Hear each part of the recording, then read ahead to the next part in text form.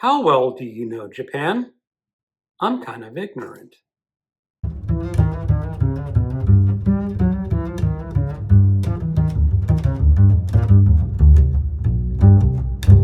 Hello, welcome to my channel.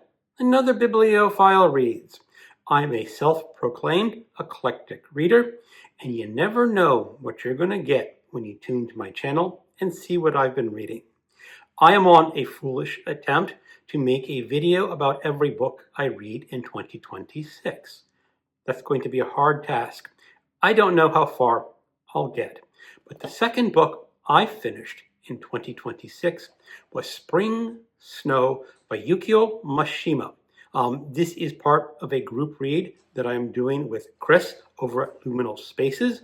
I have a Discord channel dedicated to the reading of the Mishima's Sea of Fertility tetralogy. We have not yet finished Spring Snow, so if you're interested in joining this group read, there's plenty of time to pick up Spring Snow and read it before the end of January. Now, I started reading this book the very beginning of January. I wanted to get a head start on this book, and because I'm a co-host for this event, and I wanted to get it done. That may have been a mistake to dive into this book completely without knowing so much about it. Chris did post a history of the Meiji Restoration over in Japan. That is when Japan basically transformed itself from a feudal society and based itself more on the modern Western tradition. That is something important to know going into this series of books, because I knew nothing about that before I picked up this book and watched that little history video that Chris posted on my Discord. And that's one of the things that's going to be difficult about this book. I started reading it, and right away, even though I learned a little bit about the Meiji Restoration, I noticed that I was way in over my head. I was swimming in deep water, and I wasn't swimming very well. I was getting through the first 6 or 8 chapters, and I almost DNF'd this book because I was lost. It was such unfamiliar territory that it just was not gelling in my mind. If I had not been a co-host for this event, I probably would have DNF'd this book. And that would have been a mistake. Let me tell you a little bit about the author. Yukio Mishima, 1925 to 1970, was one of Japan's most acclaimed, flamboyant, and controversial modern writers. Raised largely by an overprotective grandmother, he grew into a literary prodigy with a fascination for beauty, death, and the tension between traditional Japanese ideals and modern life. By the 1960s, he was internationally recognized. His growing political nationalism led him to form a private militia and attempt to spark a restoration of imperial authority. After a failed coup attempt in 1970, he committed ritual suicide by seppuku, a final dramatic act timed to coincide with the submission of the last manuscript of his life's masterwork, The Sea of Fertility. So what, in essence, is Spring Snow about? It was published in 1969. The novel takes place in the Tashio era, 1912 to 1926, a period of shifting aristocratic structures and the rising of Western influence. There are 3 main characters that are the focus of this novel.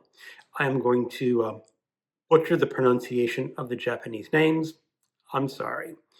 Kayawaki Mutsugai, the fragile and emotionally paralyzed son of a newly risen aristocratic family, struggles with his love for Satoko Akugai, daughter of an old noble house. Their families intend to maintain strict social hierarchies. Kayawaki's family is nouveau rich.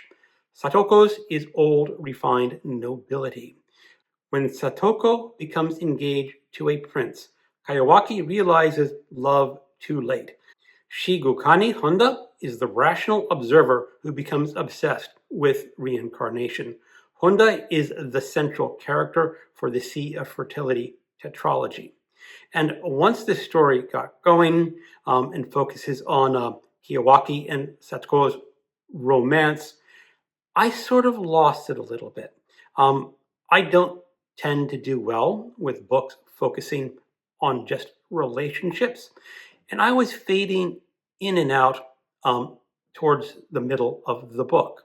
Um, Once you got towards the middle of the book, it becomes a little more philosophical and interesting, and I started getting attuned with the Japanese setting and the Japanese characters and the way they interacted with each other, which makes it very important that I did not DNF this book, because essentially this is a good book to read, but you have to read this slowly, pay a lot of attention, and absorb what's going on. If I were to reread this book, I think I would get a lot more out of it, knowing what's going on and what's going to happen. I can see the brilliance of Mishima's structure and characterization and where he wants to go. Now, how it focuses on the rest of the three books I have not read yet, I'm not so sure.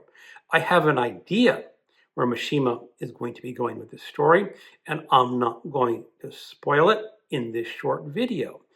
But I am glad that I read this book. I'm glad that I stuck with it. I also think that it's going to be very important to have a discussion with other readers over on my Discord channel, because as I said in the beginning of this video, I'm really rather ignorant about Japan and Japanese culture. I know a little bit about it. I've read a half dozen or so books translated from the Japanese, but it has not been a focus in my life. So I'm going to continue with the Sea of Fertility tetralogy and say, people, this is a book that you might want to read.